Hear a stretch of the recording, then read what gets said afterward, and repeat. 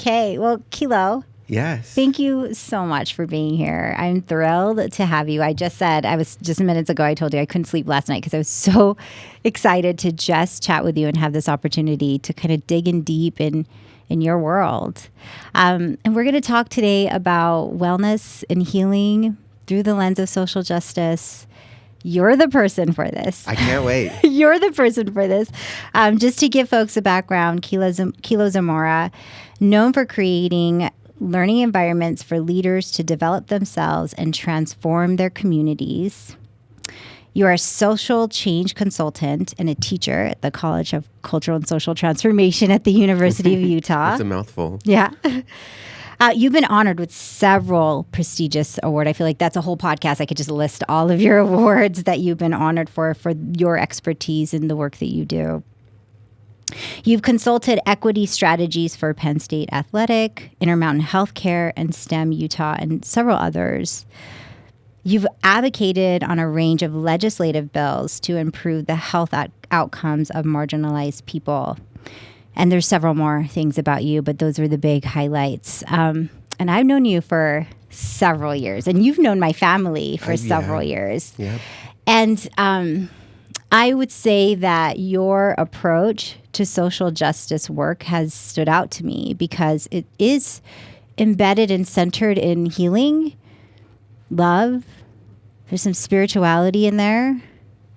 But also your approach is, I've seen you facilitate. I've seen you teach.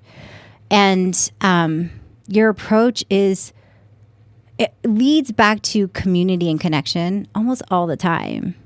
And so because it feels different, because your work feels different, what has led you to do social justice work through a lens of healing? What has been your healing journey in this? Oh, thank you. Well, thank you for asking me to be here. And I love your family.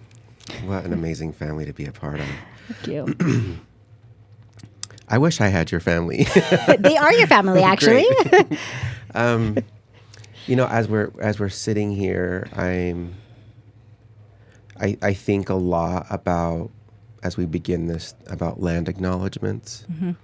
And when I first started hearing about them, I was worried because I was worried that they were a trendy thing, that it was about what you should be doing now and jumping on the trends.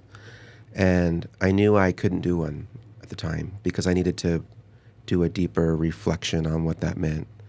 But now when I think about being here with you and being in this space, it's important for me to think about the Goshutes and the Utes and the Shoshone and the Dene and the Paiutes, and thinking about how they were walking this land first and naming things and finding the different medicines that were here and caring for this space.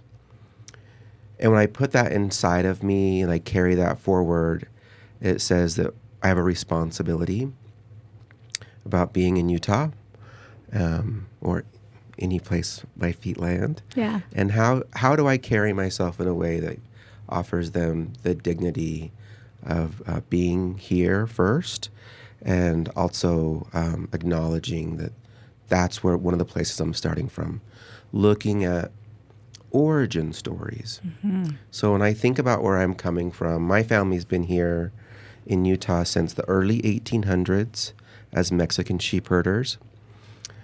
It was then a Mexico territory, it was called. Mm-hmm. So the name Utah hadn't been allotted at the time. And so that name came a little bit later.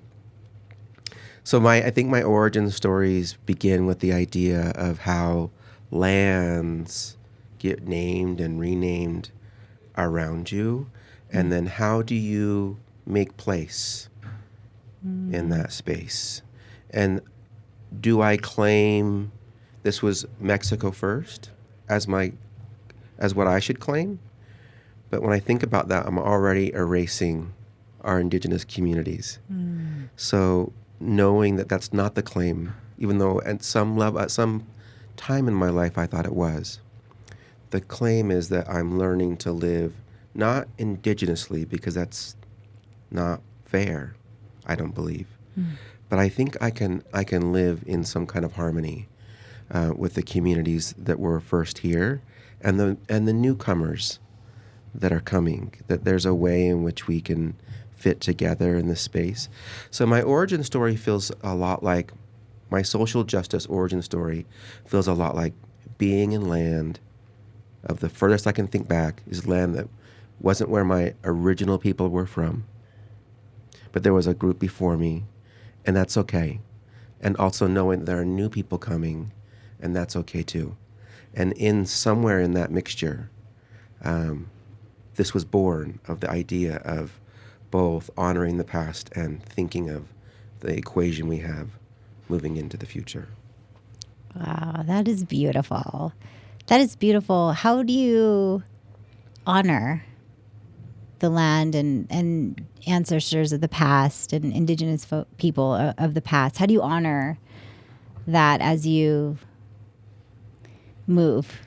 Yeah. I don't know. I fail. I fall over a lot. I think it's important that you are, for me, to do a commitment first to our indigenous communities on what ways can I contribute to their well-being as an ally. And the big work I've been focusing on lately is murdered and missing indigenous women and children. Or now it's called murdered and missing indigenous relatives. And those bills that have been put forth first by Representative Angela Romero, also an alum of the University of Utah, an alum of CESA, which is no longer at the U. I try to focus on those bills, work on those bills, and try to raise awareness of what that must mean to have an epidemic of murdered and missing indigenous relatives in Salt Lake City.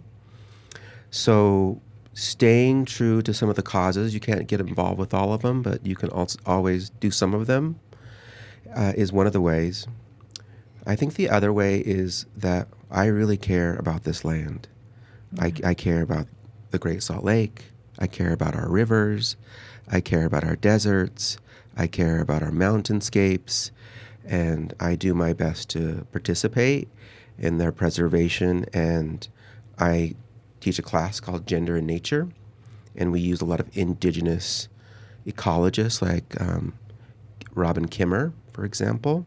In her book, Braiding Sweetgrass, is a pivotal part of the whole class, where I have really learned some deep ways to blend her ecologies on seeing plants as relatives, how to ask permission before plucking a fruit, how to say thank you for plucking the fruit, and also wondering how many you can have, and when will the tree or the plant let you know if you should take them all or just a few, and you have to really pay attention to it.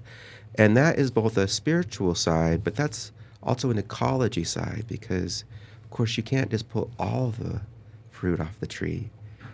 At some point you have to leave some of it, and you have to hope the tree you're smart enough to connect with the tree so it can teach you how many of that fruit you should take at this point. Wow. So how do you then connect with, how do you do that? How do you personally connect with life in our environment and nature in those ways where you're able to know how much you can take and just even ask the question, what would that look like for those who may want to think about that? Explore. Yeah. Okay, so for your listeners, I would I guess I would say first off, it's very common that lots of different human groups, not all human groups, see themselves as the center of the universe. But inside of that, even, they can see their own ethnic or religious or spiritual group as the center of the universe. And yet, when we begin to live in a multicultural, multi-spiritual, multi-dimensional space, we start realizing that there's ways that we aren't the center anymore, and there's ways that you're the center, and there are other days when others are the center, and it's okay for me to bend and to concede and allow a prayer that's not my prayer to be in the room. It's okay for there to be a thought that's not my thought. in the room, and I can still cherish it and preserve it for them.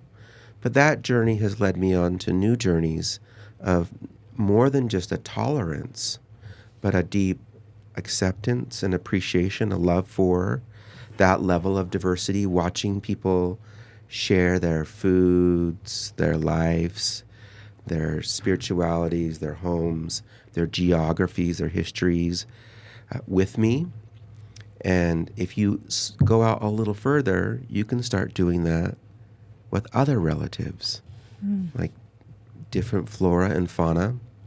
And you can wonder, what does it mean to connect with them? Now, the way that I have found that goes across the hard sciences and the soft sciences is we identify their qualities.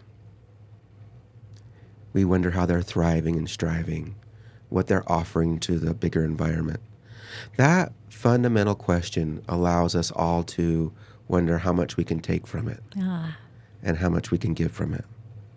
And so in that space of like, if you're contributing, I want to help you contribute, but maybe some of what you're offering would be very healing for me. But if I took it all, where does that leave you? Right? Where does that leave us? So there's an exchange of maybe I take a little from you, and that should feel good for you, not bad. It shouldn't be a depletion. So many of our caretakers and people are doing emotional labor and social justice may have been raised on the idea that their job was to give it all and not see the value of being replenished. But when we're in community together and we're truly caring for each other, I'll take a little bit of your fruit with your consent, and you can have a little of mine, and we leave that feeling a little healthier, like our branches are maybe a little lighter, right? Because it's not bearing so much, and also preparing us for a new bloom or harvest in the next season. Wow. So then okay. And I love that you're using nature as sort of your core way of not only communicating, but living and doing this work. You bring it back to nature and land as you started this conversation, and you're very true to that. How do you convince? Well, I imagine a lot of your work is these complicated conversations. You have people from several different socio-political backgrounds, different belief systems, different traumas. And I imagine that in your classrooms or at the university or in every other place where you're consulting, that those things are all existing at once. And so there's conflict. And so for those who are very centered in themselves, where the fruit is either all theirs or they don't feel like they deserve it, how do you introduce this kind of a concept that you've explained, that you operate in? How do you introduce that kind of a concept? And then how do you, I use the word convince, but perhaps maybe show folks that when we're tied together, when we're sharing fruit, when we're recognizing the value that each brings, it actually is easier. It actually makes bigger impact. But how do you get folks to see that? Well, they have to see it themselves, and we hear it all the time. We meet people where they're at. We meet them where they're at.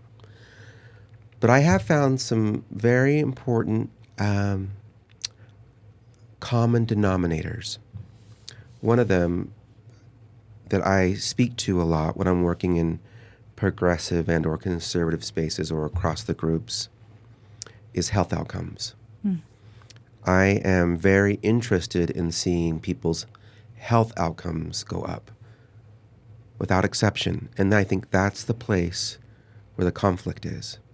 For some at their core, at the beginning, they think, me also, like everybody's health outcomes should go up. I said, but without exception, or is there an exception to your rule? And when they get into their exceptions, maybe not so much for this group, or this group has done me wrong, I would rather leave them out of this and have this group work on it. It's in that space that we begin those dialogues to wonder about how their health outcomes are connected to mine. So if, for example, if we want to see a decrease in asthma on the west side of Salt Lake City, then we need to look at how disproportionately the air quality is lower there. So why would I care what that family has done or that person has done if my goal is to, if I planted more trees in that area, I could increase the health outcomes for everybody. Yeah. And maybe that stuff that I worry about is just for me. And maybe it shouldn't be impacting the way I am as a leader. If I'm a mayor, if I'm a chief of police, if I'm a governor, maybe my bigger goal there is like, as long as I'm focused on all of our health outcomes, without exception, then we have a bridge to begin with, like a common ground. And then we can get a little more complicated, and I understand it does, but yet, in the end, I know that if my brothers and sisters on the west side of Salt Lake City, if I can reduce their asthma of their children, it's going to increase the health outcomes of my children if they don't live in that neighborhood. Why? Because they go to school together. Yeah. Because they live in the same city together. They're going to go to the same restaurants. They're going to be exponentially nearer each other. And when we're healthier as a species, we all benefit. So that gives me a way to make this beautiful bridge to our trans communities, beautiful bridges to our undocumented communities, to our rural conservative communities. When they see that that's my intention, is that I'm there to work with them to build out these outcomes and that we all gain from that space. And so that's one of the big common denominators that I work on. And then I realize it gets more complicated as we dialogue and look at the problem as we grow out. But that's okay. We can always come back to where it was less complicated and keep working out again a little bit more and more. It's like group marriage therapy in a way. Yeah. What's your why did you get together in the first place? Right. Why do you love those humans? Go back to the basics. Yeah. Just go back to the basics, and we'll see if we can work from there. So then what has been those sort of barriers that you've seen that's pretty common when engaging in conversation around equity? Because I think everybody can potentially get on board with equity, and especially in the way that you just described it, right? What comes up for folks that you've seen that's common, and then where's that driven from? Where's the core of that particular barrier? So if you're listening in, I think there's some important things to know here that I'm seeing. One of the biggest barriers is your own hurt, your own trauma. And trauma doesn't have to define us, but it does help us understand ourselves. And our traumas can prevent us from being vulnerable. They can also move us into being more aggressive or to being more shy. And that is one of the biggest things I have to work on, is going into a space, you being trauma informed and knowing the majority of us have been traumatized in our lives. And the majority of those traumas for most humans has been about somehow their personhood, their bodies have been violated in some way. And going into those spaces, knowing when I'm meeting with someone who might be a little angry, standoffish, knowing that they're probably 89% of, at least the last article that came out, 89% of people born in the U.S., adults, have trauma. I think that's low. But still, that means only there's maybe 10% that haven't. That's a very small bubble. But maybe they have never been defined as trauma before either, or diagnosed. So when I'm going into these spaces and I'm thinking about people who are traumatized, like myself, and I'm giving them lots of care. And my biggest question for them is, what's strong about you? Not what's weak about you. What's strong about you? And let's work on that. when I work off of your deficits, then we stay in deficit, right? We may stay in a victimhood. We may stay in a place of inadequacy. We may feel the feeling of imposter syndrome. But if I'm just focused on those strengths, and I love those strengths about you, then I think that we have a space that we really begin to work. So that's number one. The other is, and the Surgeon General came out with this just after the pandemic, his biggest concern, and named it so for the U.S., is social loneliness. And social loneliness is one of the biggest indicators towards suicide ideations. So the social loneliness is coming from spending so much time during COVID, especially younger people. Imagine going to high school and not graduating and missing out on those pivotal years, or even junior high, even though junior high wasn't my favorite time of year. It wasn't mine either. Okay. So, but we still socialized. Yeah. We still learned things from each other. But coming out, you might see this, and what the Surgeon General is seeing, and a lot of developmental psychologists are seeing, is an awkwardness on how to dialogue, how to connect with each other. So here comes the second barrier. We have trauma. We also have social isolation right now. Mm-hmm.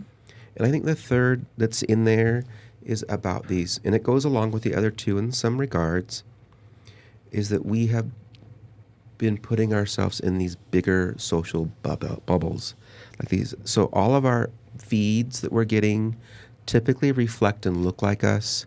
So we're getting this bounce back feedback consistently of things that we like, our best preferences, and we wonder why all the time it looks like in our feeds that's exactly what I want. And it's because we're not getting variety in our diet.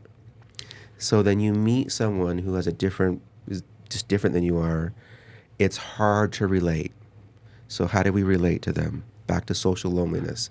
But also if our traumas were involved, those are all challenges. And then lastly, I really feel like we keep coming back to this place where people are arguing that we live in a either or world.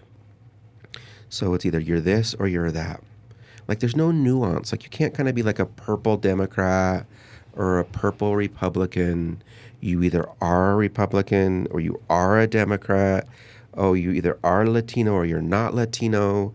You either are straight or you're not straight, whatever it is. And I think for younger people, they're feeling deeply confused because they can see that's not true.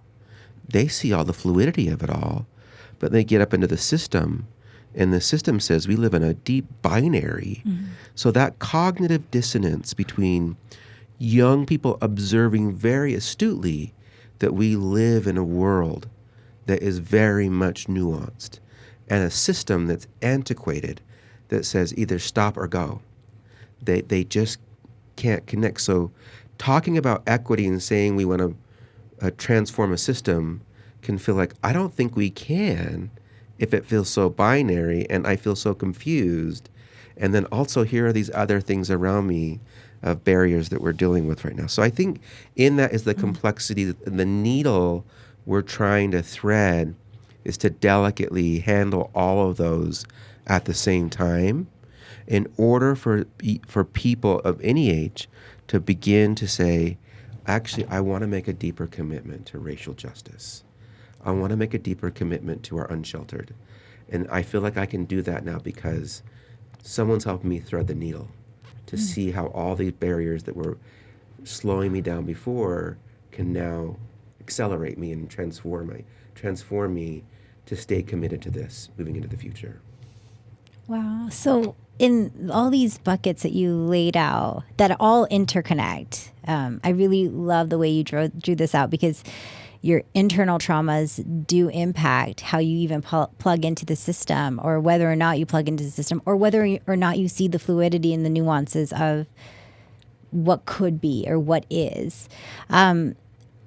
How have you, because I relate to everything and I'm in those buckets 100%.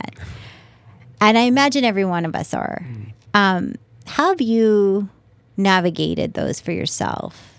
Trauma, isolation, And I forget there were several others. And how have you done that for yourself? Because it seems to me that you're kind of on the other side of it, that you might have gone through it yourself to be able to empathetically and be trauma informed, connected to folks. How have you done that for yourself? Well, for years, I was taught and trained to be a facilitator of dialogue. And I was trained from 17 up. And I had great femtors and mentors around me who were training me. But the one thing that they were all lacking, and I didn't know, was self-care. And so when they taught me how to dialogue, and I was feeling the pain of people sharing their stories of how racism has impacted them, racism, sexism, homophobia, anti-Semitism, anti-Muslim, all of these, I was taking it home with me and then holding it inside of me, that pain.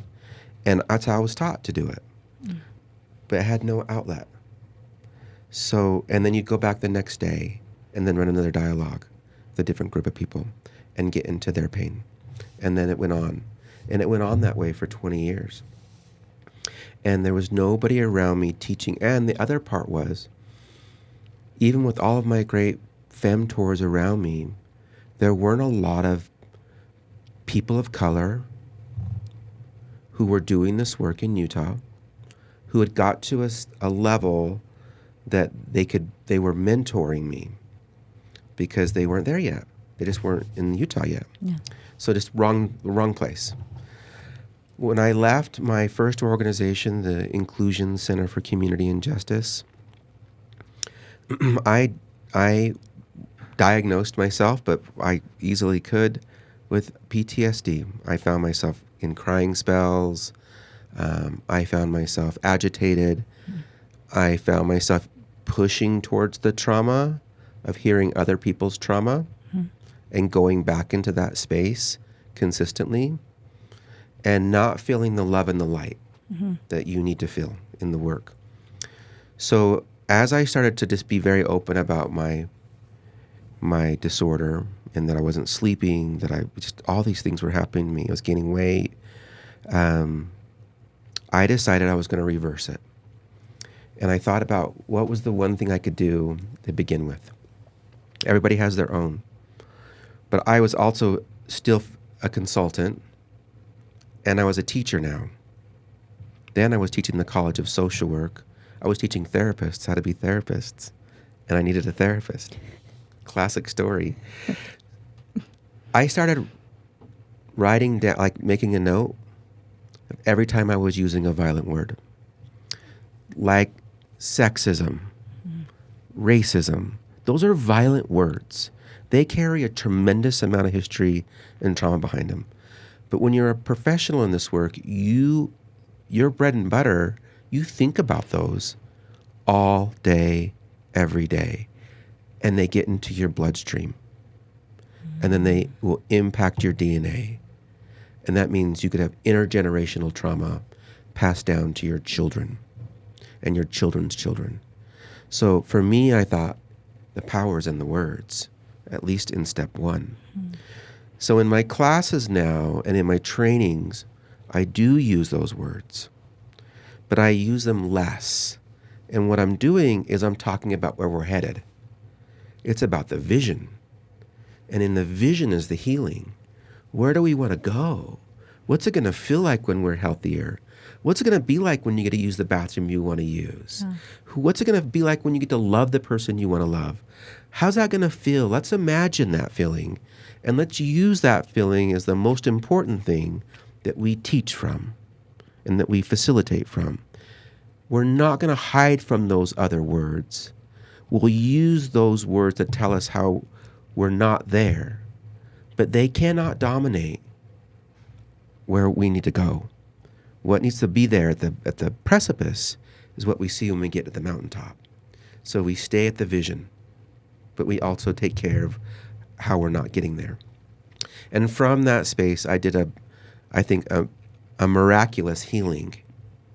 And in that healing, calmed me down, kept me back into my I think my natural disposition of being gentle, kind, soft, and firm, all in one.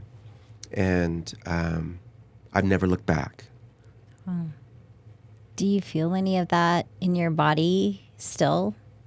Like what you're talking about when you use that language, or when the language is being used, and it gets stored into your blood cells, and it gets stored into your body, it gets stored into your psyche, and then you pass it down generations and generations. And it's not even that moment that you use those words, it's what it meant behind you, your ancestors. It's that also has been passed, because that also is mutated into your genes, Yes. into your cells, and morphed into who you are. So you're sort of unraveling those things in the moment, but also for generations past. Do you still feel like you have that in your system? Oh, forever. Forever. And that's actually okay. Meaning, like, I was numb to it for a long time. Now I'm very sensitive to it. So when I use those words, I feel them. I feel how hurtful they are. I feel what they actually, the real gravity behind them. And maybe for me, I'm a slow learner. Sometimes there's an old Buddhist proverb that says, you teach what you need to know the most. So I'm still teaching in this area. So apparently there's something more I need to learn. Maybe I needed to go through that bigger journey to for at least for where I was, to really understand those pains, to now to become so highly sensitive to them now. Now that's not up for everybody, but I have to, again, work on my own strengths. What am I strong? How am I showing up in a strong way? And I like to think that I'm showing up in a strong way because I went through those things, and now they're a tool to keep me sensitive.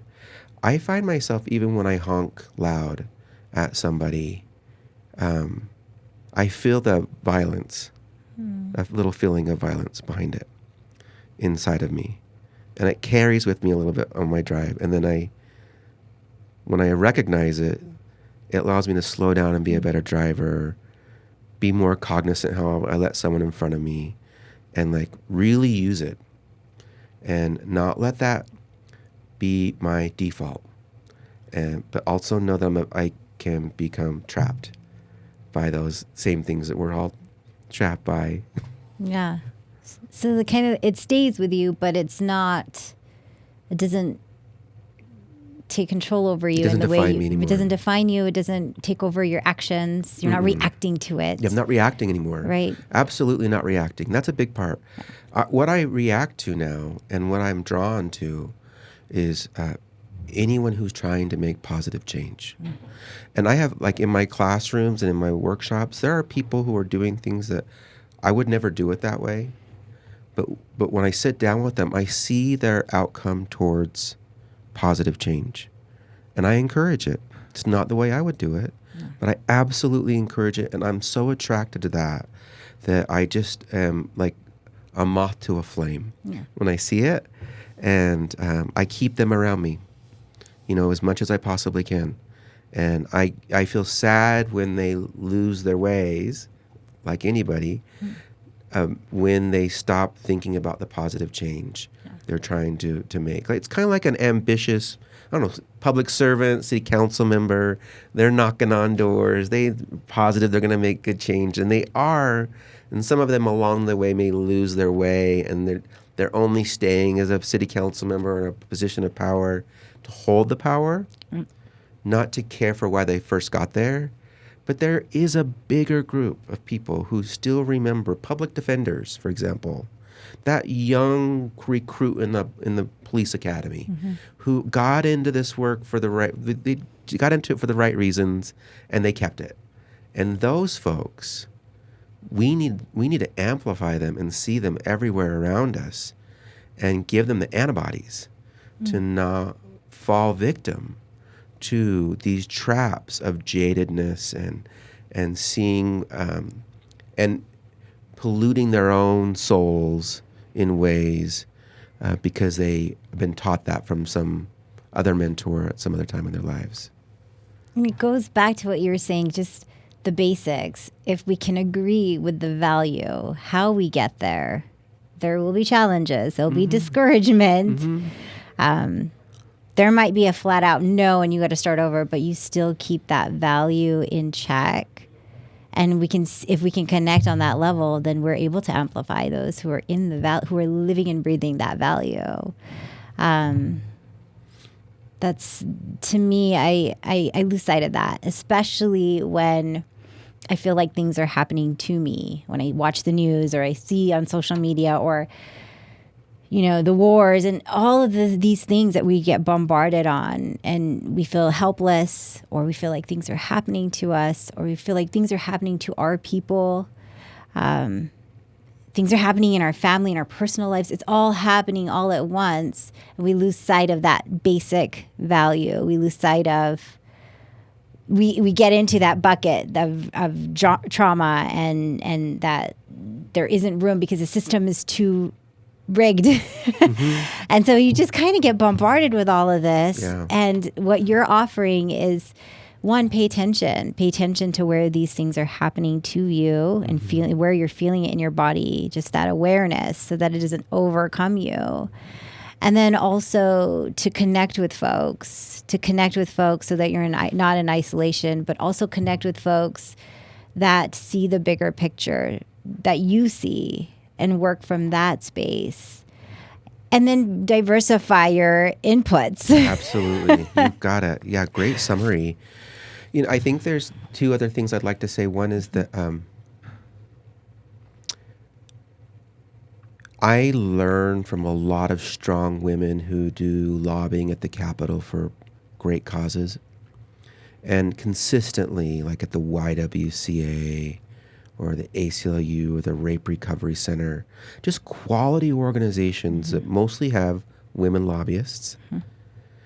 And they say the same thing over and over to me. Keep the door open.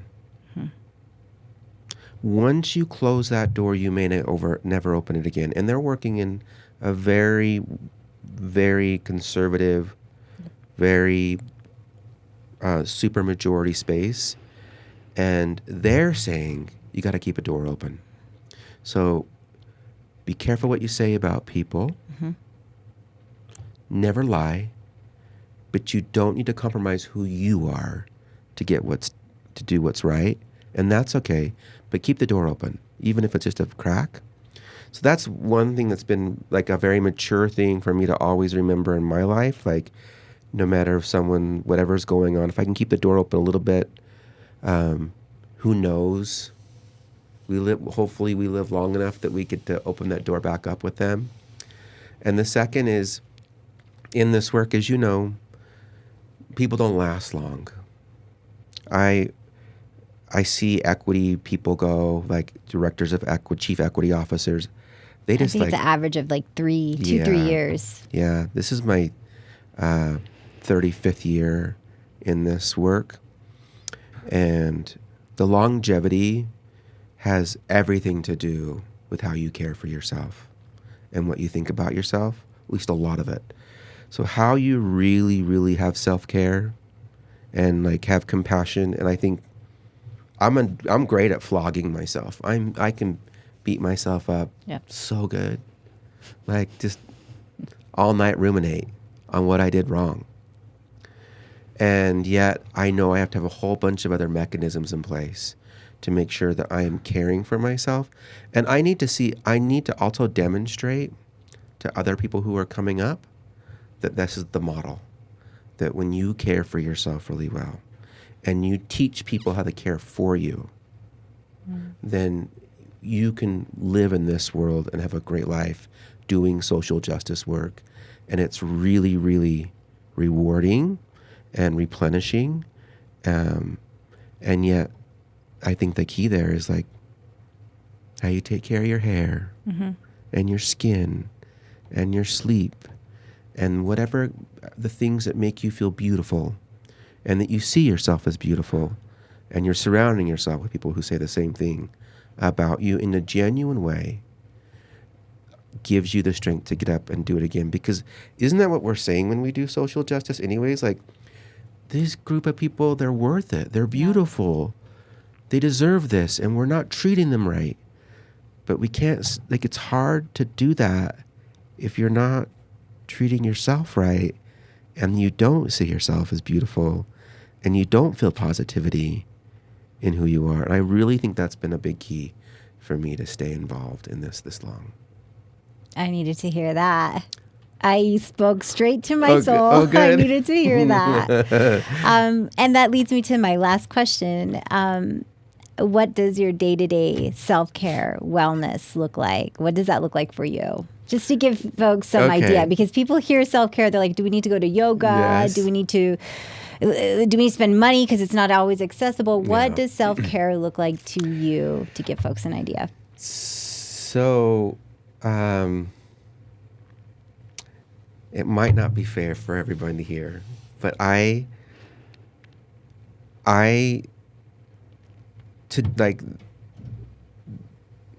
am like obsessive about caring for myself unapologetically. Mm-hmm. And if someone said I was being selfish, I would say that's okay. Mm-hmm. That's what I want the audience to really hear. And it has taken me way into my 40s to say that's okay. Because I am a father and I'm a husband. And so there's all these other ways where I've been saying, oh, well, I can not do that to make sure this is done. And I'm at a point where I'm like, I can't do that anymore if I'm going to stay young and happy and joyful. I need to be okay with people not being okay with how I'm taking care of myself. But for me, I do a lot of really funny things, like I'm a cold water outdoor swimmer. Okay. So not something I would do, but okay. Yes. So I've done things like cross Bear Lake. Swim across Bear Lake. I've done the Alcatraz bump where you swim to Alcatraz, get out, hit the sign and swim back to San Francisco. Whoa. We did a big Alaska ocean swim, took second place last year. I had no idea. I swim the Great Salt Lake starting in March. So with snow on the ground, I'm out there. I was in the Jordanelle this morning before in the rainstorm. Just swimming. Solo swimming. And then I add in some other things. I do long trail runs, and I do a lot of rewilding, which is the idea of getting into the wilderness in any way you can, whatever is accessible for you. For me, I go out to isolate myself on these backpacking trips, typically to find an alpine lake, and I'll stay up there for like a week or so, just by myself, and I'll swim the lakes and be by myself and just get back to these places of feeling more wild, and I call it rewilding. Yeah, I've never heard that term, Yeah. so it's like, Yeah, that's great. Yeah. Like getting away from feeling domesticated. Yeah. Like all of us, I think one of the shackles that happens for us of living in these developed spaces is that we become so urbanized or so domesticated that we don't remember what it's like to be an animal. And so rewilding is like me walking around naked in the wilderness by myself. That's awesome. And like it's vulnerable, it feels strange, and yet also like it's beautiful to slip into a lake in my birthday suit. Love it. And like just for me, and then make myself a little fire and eat some food and like just appreciate how vulnerable it is. So I do all that stuff, and then I pick up little sports to try novelty as part of self-care, because I think that if you get too into something, you lose your neuroplasticity. Yeah. So like this last year and a half, I've been doing a lot of bouldering, indoor bouldering, and like it's been really hard. And at my age, it's been like a challenge. And everybody there is like 17, and I'm 49 years old now, and I've just been committed to bouldering and trying it and falling and watching all these young people pass me up. But Also, my brain is more flexible Yeah. because I'm trying those things out. Yeah. I don't know what I'll try next. Something This is fun. so We'll see. amazing. I love that I'm going to try it all. I'm going to do whatever. And you're not doing like the traditional, what society says wellness looks like. Mm-hmm. You're doing what fits you, Yeah. what makes sense to you. Yes. And you're finding that in several different ways of connecting with nature, connecting with sports, and just figuring it out. What that looks like for you is going to be so different from others. So I appreciate you sharing that. Oh, you're welcome. What do you do? What's your self-care? Well, I do meditate. Okay. That has been a game changer for me. How do you meditate? What's your I sometimes I process? have some guided meditation that I listen to, or just frequency music, and I close my eyes and I think about my ancestors and I call on them and I just say, speak to me. Sometimes I'll ask certain questions, things that if I'm thinking about something that I'm challenged with, I try to really tune into that and try to see if I can get some intuitive answers. But then sometimes I'll just close my eyes and just shut my brain off for a minute without any agenda. But meditation is really, I mean, it's cliche, but it's it's part of my ancestors, and it's, it really has quieted my mind, especially with all the chaos that socially we see, but also, we've had a lot of things happen in our family, and just kind of helped me stay grounded. So that has been really wonderful. But similar to you, I also go outside and I try to just touch earth. However that looks like. Sometimes I'll touch animals if it's a snail or if it's a cat or whatever, but just so I can feel connection and ask for that warmth that the earth provides or animals provide. So I'll do that, and I do that daily just so that I can go through the day with a little bit more centered focus. But I still have a lot of work to do with my own traumas. So when you said those things to me, and as I'm doing social justice work, as I'm doing diversity, equity, inclusion work, what really hit me, what you said, is how can we show up doing that work, especially with the values that it holds, that others are beautiful, that we're connected to others, that community matters, that resources matter, that access matters. If I don't feel that for myself, that really hit me. So I think wellness for me is going to address some of those things where I don't see myself in the social justice world. How do I see myself in that world? And really kind of addressing that. So I feel like that will be its own journey. So I just really appreciate you saying that. Yeah, I'm glad you're saying that back to me, because I am fortunate to have students around me. So they remind me of things. Like, they tell me things about myself. Like, they'll be reflective about who I am. Yeah. And that's been really helpful, because I can't do it by myself. Yeah. Like, I can't just say, okay, I'm going to say these things about myself now. I actually need a support team around me to help me remind me of who I am. Yeah. And we're all mirrors. So Yeah. even as I sit in front of you said everything that I needed to hear, because you're a reflection of me and I'm a reflection of you, that you were able to talk about this and remind yourself of who you are. Yeah. And so I think this is just so beautiful. Thank Yeah. you so much. Oh, thank you. Thank you so much for being here and chatting with me and just sharing your wisdom and your expertise. And how do people get a hold of you if they wanted consulting work? People just look me up at Kilo Zamora. Like, if you put Kilo Zamora into anything, Just Google me, people. Yeah, just Google me. Google me. Yeah, or if you need some privacy, do DuckDuckGo. But whatever it takes, it's easy to find me. And